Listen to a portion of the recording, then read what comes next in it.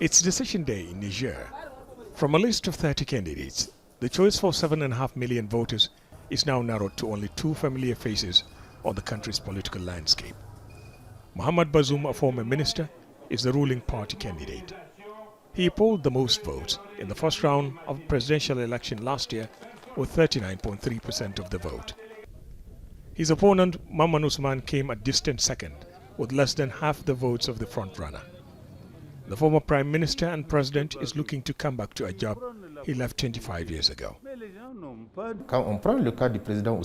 In the last 10 years, Mahamadou Issoufou is the only opposition candidate who's not collaborated with the ruling PNDS.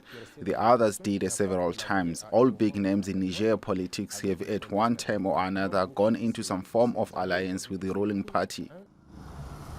But whoever wins will need to form a coalition to govern. That looks a lot easier for the ruling PNDS party that won the most seats in parliament in December, but 6 short of a walking majority. The RDR has only 7 seats in the 171-seat parliament. So ahead of Sunday's vote, there have been negotiations between the two candidates and smaller parties to form a coalition. The Election Commission says it expects the election to be conducted smoothly, but there are fears of attacks by armed groups in some areas. In December, the country missed the opportunity to produce a president in the first round of voting, but is still on course to mark a historic milestone.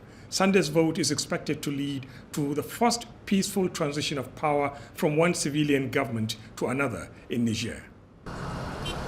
But whoever wins will face daunting challenges. Poverty, made worse by COVID-19, is on the rise.